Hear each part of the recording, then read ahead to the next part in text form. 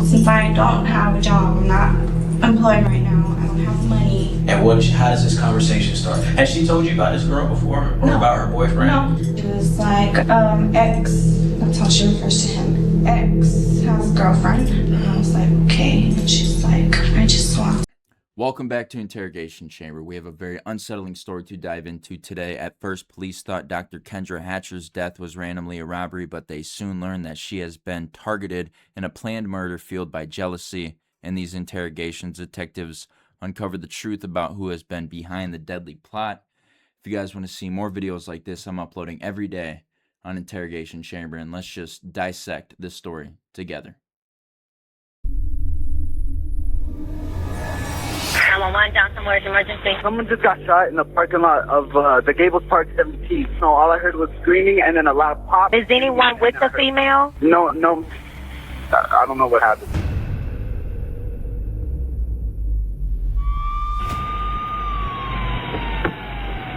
Get the tape out of the trunk. Let's get to more. I've got this thing filming, so let me go film the scene right quick.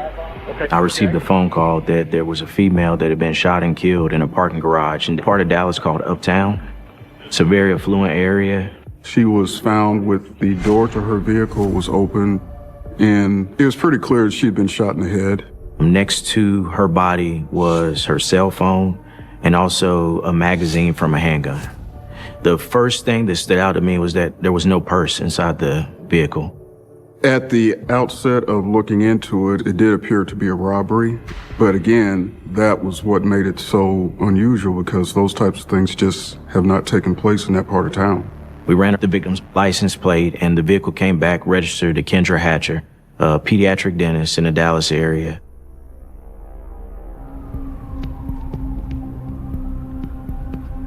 There was one Beautiful. She's beautiful.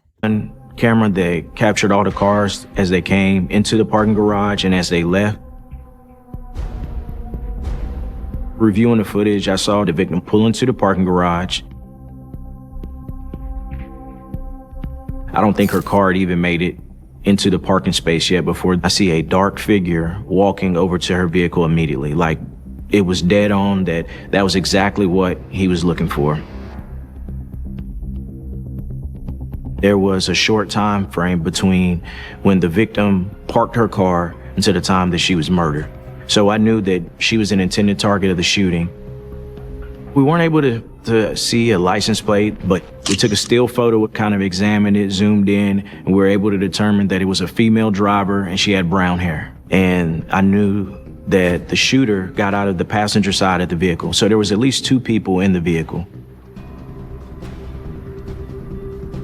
We learned Kendra had a significant other, so I made my way inside the apartment complex office, and I spoke with an individual named Ricardo Paniagua.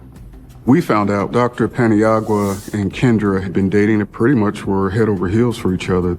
Dallas Police Department posted the vehicle over the local news stations, and the actual owner of the vehicle contacted the police. I received a phone call from Jose Ortiz. He believed that was his Jeep on the news. So they got a phone call from Jose Ortiz.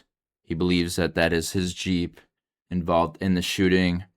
It all started with a 911 call about a woman being shot in a parking garage. But let's continue to dive into the story. Jose, he's a mechanic, and that's what he does by trade.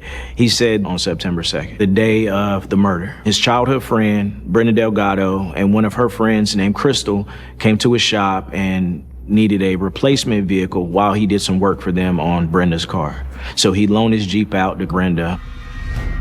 Jose provided a cell phone number for Brenda, and I was able to call her on the spot and made arrangements with some of my coworkers to pick her up and bring her to the station. Ricardo Paniagua, Kendra's boyfriend, he called me in a panic. He said that he saw the still photo on the news and the female driving the vehicle had a strong resemblance to his ex-girlfriend, Brenda Delgado. What he told me was that he was in a long, drawn-out relationship with Brenda. They broke it off and several times rekindled the relationship, and things just kind of fizzled out. You recognize this guy? Yes, Who is that? that's my friend Jose. So Jose said that you dropped your car off at his shop on Wednesday. specifically Wednesday? It was Crystal, my friend Crystal. Okay. So did Crystal borrow a vehicle? Yes. It was Crystal borrowed her vehicle to take me to the library. Okay, so where did Crystal borrow one of his cars? Yes. It was that car. Because I got a very different story from Jose. So it seems at this point that the ex-girlfriend is 100% the shooter. They have her on CCTV cameras in the parking garage moments before the shooting and moments after the shooting. But let's just continue to dive in. He told me that he was working on a vehicle for you. No. He didn't give me the car. He gave Crystal the car. That picture of the young lady driving that Jeep looks a lot like you. No, she was driving. Crystal was driving that car. We reached out to Crystal, and then I had coworkers pick her up and give her a ride to the office. Brenda just wanted me to take her purse. That's it. She wanted you to take her purse? She wanted me to do it. 500 just to take her purse. Since I don't have a job, I'm not employed right now. I don't have money. And how does this conversation start? Has she told you about this girl before? Or No. about her boyfriend? No. It was like, X, that's how she refers to him. X has a girlfriend. And I was like, okay. And she's like, I just want to know more about girlfriend. That's it. And then I was like, well, I don't want to do that because I have a kid. She's like, well, we'll pay a guy to come in and take her purse and they'll go from there. Where do you find this guy at? Just right there at the B&B pawn shop. There's a pawn shop right there. He's walking. I pull up. Hey, you want to make some You pull quick up in the parking lot? No, just driving by. Do you want to make some quick money? He said, yeah. What did you do after you left the garage with this guy? I drove down, dropped him off where he told me to drop him off. I go get Brenda and I go home. Did you tell anybody about this? Nobody knows. Nothing.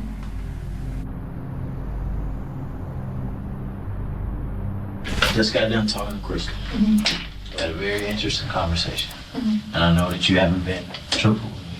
Do you expect the world to believe that you had nothing to do with this? That you didn't have anything at all, even though you made an arrangement for this young lady to get in this vehicle? You set that up. Crystal, she's got a very good description of how she ended up in that car and how she ended up in that garage that belongs to this young lady that's dating your ex-boyfriend that you still talk to all the time. That's why I'm asking you, why? I'm telling you, there was no plan. There's nothing. There's no motive. I have no reason. Oh, there's plenty of motive. Can I just get my attorney at this time? Because I don't think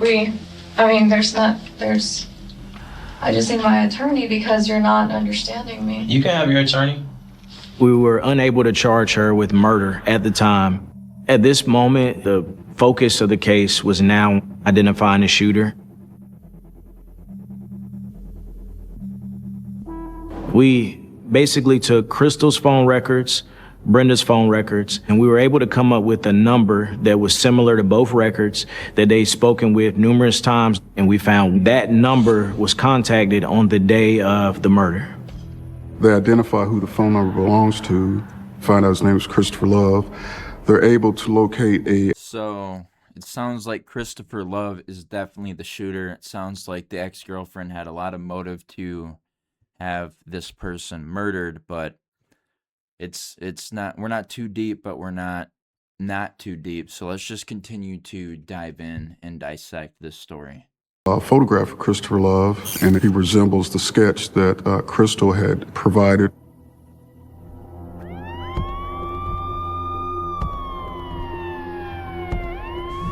Have you ever seen this girl?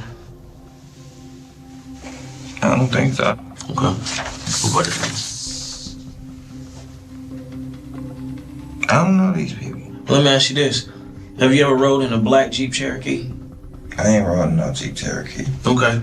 This young lady right here was able to very distinctly provide me details about how you look and where she has been with you.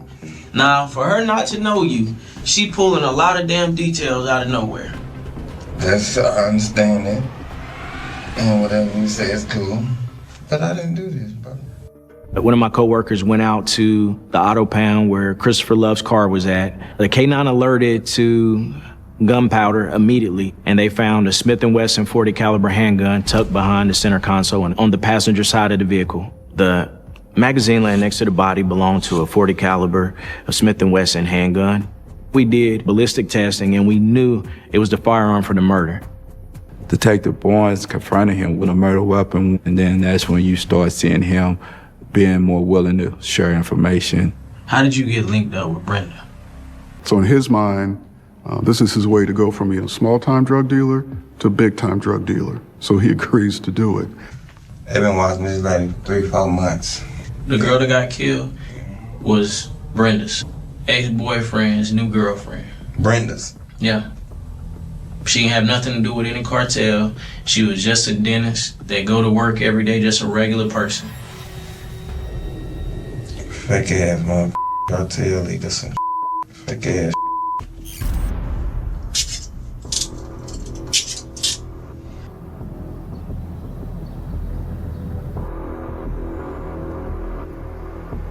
We tried Brenda's case 8 months later. Jury was only out 20 minutes before they came back with a guilty verdict. For capital murder, she received a life without parole.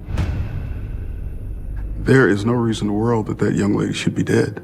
None. She's completely innocent victim. That makes it even more ridiculous for this to have taken. So obviously a life was taken that shouldn't have been taken in the first place.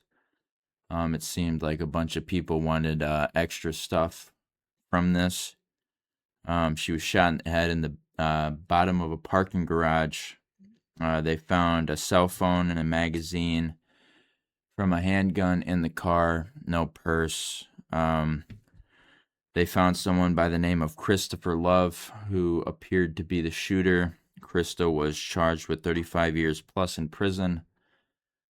Just a very bad situation altogether. But if you guys want to see more videos like this, I'm uploading every day on Interrogation Chamber. You can like, share, comment, and subscribe to Interrogation Chamber, and I'll check you guys in the next one.